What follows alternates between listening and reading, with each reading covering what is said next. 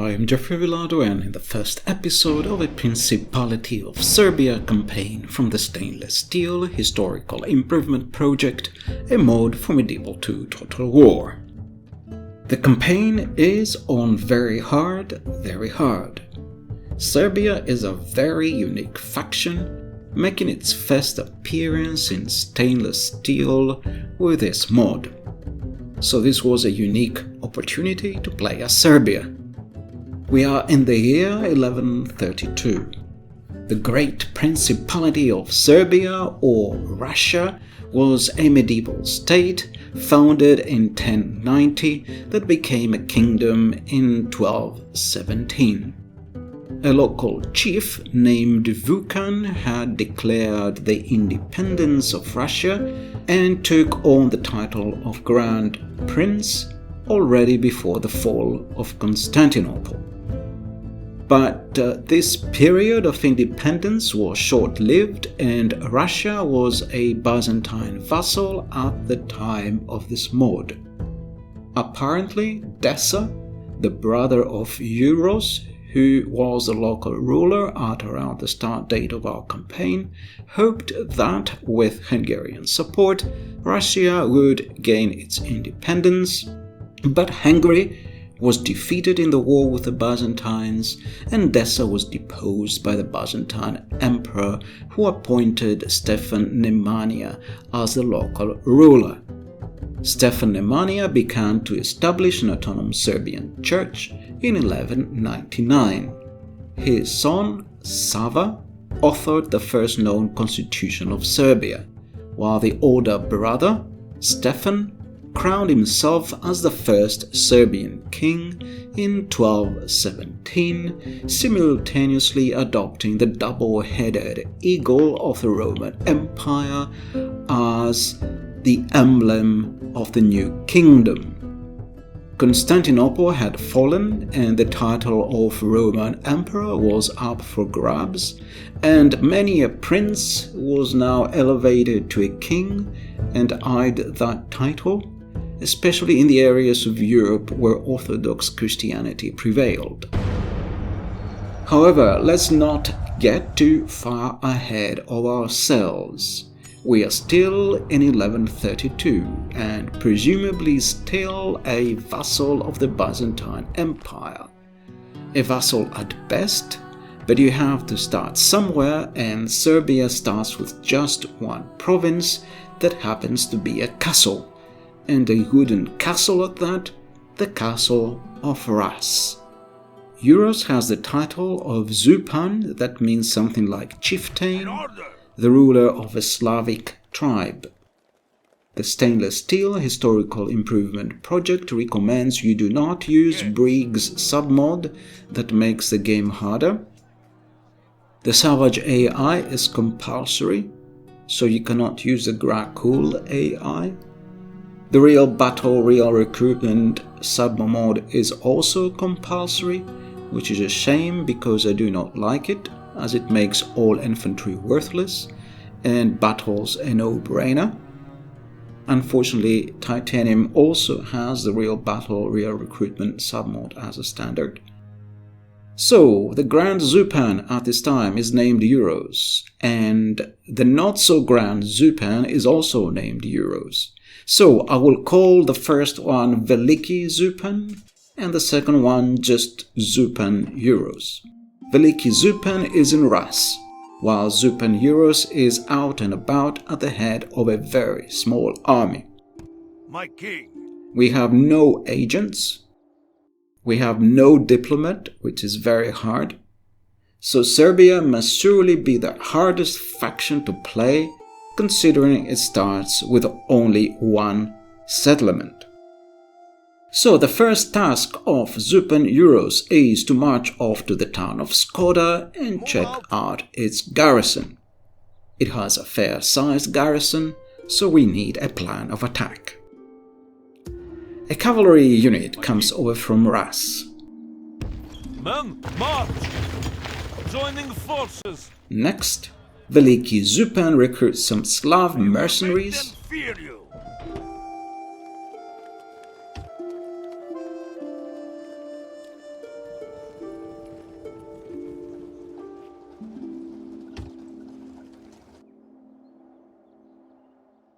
and with nothing better to do in Rus, he marches to join Zupan Euros and puts Skoder under siege. We shall not relent, ever! Move out! In the meantime, it looks like the Cumans have allied with Georgia. Zupan Euros is afflicted with scurvy. He should have been paying more attention to his diet. He has no excuse. He's a prince, after all. The Murabitun are mighty.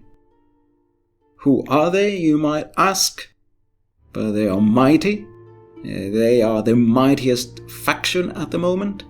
Veliki Zupan joins up with Zupan Euros, and together they put Skoder under siege. You should fear us coming, my enemy! Once we breach the walls, they are finished. The rebels sally out on their turn. The AI has no idea how much the real recruitment system has nerfed the infantry, so it thinks it can win this battle, but the rebels have no chance.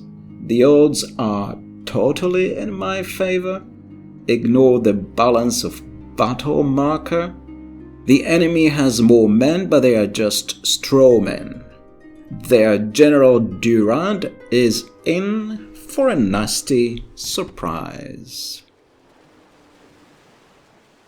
If the enemy show you mercy in battle, do not return it! This version of the stainless steel improvement project is still a work in progress, so some things are not finished yet, and one thing that is missing apparently is a sky model, at least one sky model. There are some models, but this battle has no sky model, which is a bit unlucky, but hopefully these things will be fixed soon, so the sky is completely black. We can imagine for now that we are fighting in Mordor. Units, await my order. Here is our glorious Veliki Zupan, and the enemy is sailing out of Skoda, a very bad mistake. There are a mix of units from various sources in this mod. The bodyguards have the Druzina model from Rusici Total War. Of course, they look fabulous. The infantry of the rebels have a mix of vanilla models of the Crusader Surgeons and some models especially made for the Historical Improvement Project. The plan is to isolate the enemy general from his infantry, gang up on him, and kill him, then take out the enemy infantry one company at a time, while our light cavalry gallops off to take the town plaza. Our infantry begins to run, they have to hurry up to get in position. Here's a glorious view of the enemy general, the rebel general, against that black sky. He's galloping in our direction. Those Rusici Druzina models are wonderful.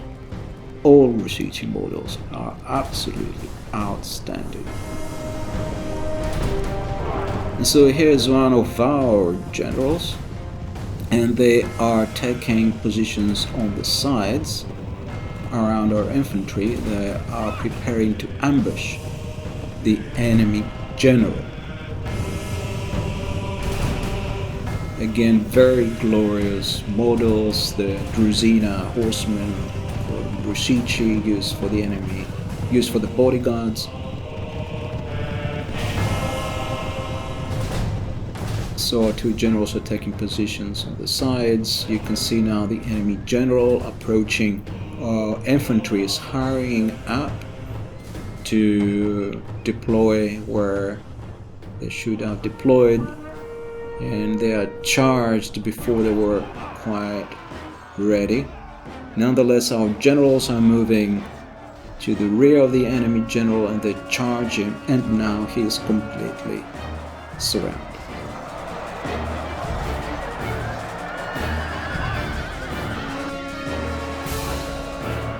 So he's been isolated, he's been slain. Our men have slain the enemy general. Without him, his troops will lose their will to fight. So mercifully he will not get to witness the destruction of his army.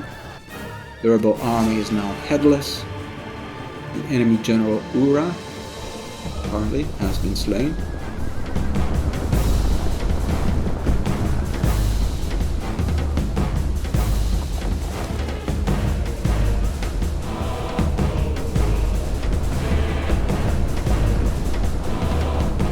Here's the rest of the enemy army is running in a general direction.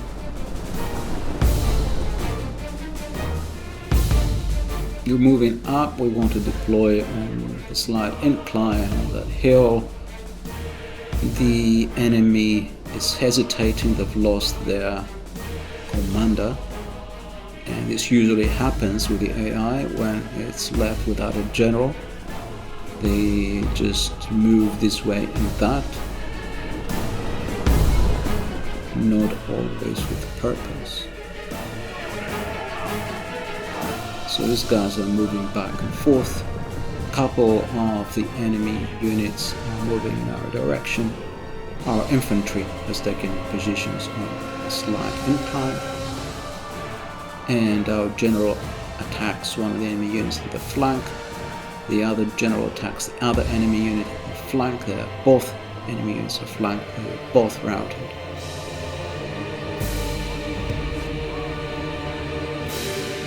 There's a third enemy unit approaching. Our infantry is on the left of this view. Our two generals on the right. And one of our generals charges an enemy heavy archer unit. Of course, they get massacred. For the moment, the fortune of battle goes our way. Let us pray it remains as such.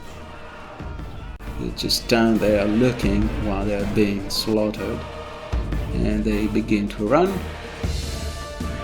Here's an infantry preparing to receive the enemy infantry. We're now advancing. One of our generals is about to charge the rear. The approaching enemy infantry, and the enemy infantry are murdered.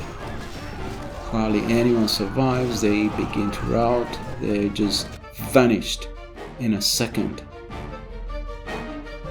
And so this gives you an idea of how worthless the infantry is. This is not particularly a fault of this mod.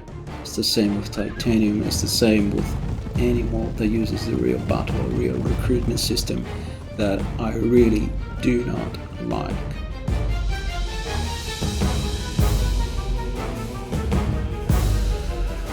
I mean, the only thing you need is a couple of generals to win battles. It needs no strategy or anything. It makes the whole thing pointless. I don't understand what the point of that mod was. Someone explain it to me. Why is it compulsory? The enemy army runs. We must pursue and hunt them down.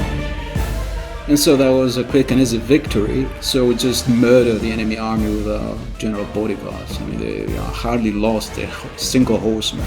It's just totally ridiculous. Again, not a fault of the mod per se. Just a bad choice to use this specific submod.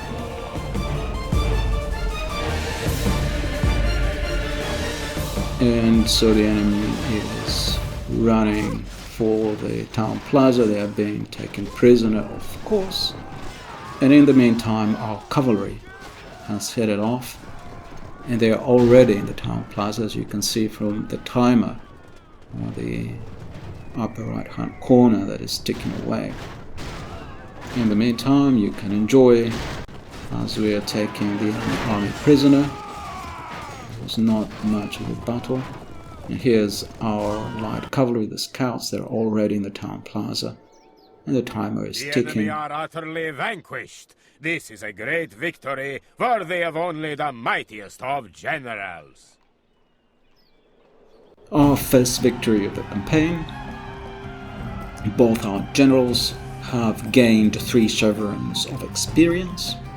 Skoder has fallen and we have now doubled our settlements. We also now have access to the sea, and therefore we will be able to trade with foreign lands other than our immediate neighbors, who are only two: the Byzantine Empire to the south and the Kingdom of Hungary to the north. They deserved nothing less than death. Their doom has befallen them. I have taken their land. Thank you for watching.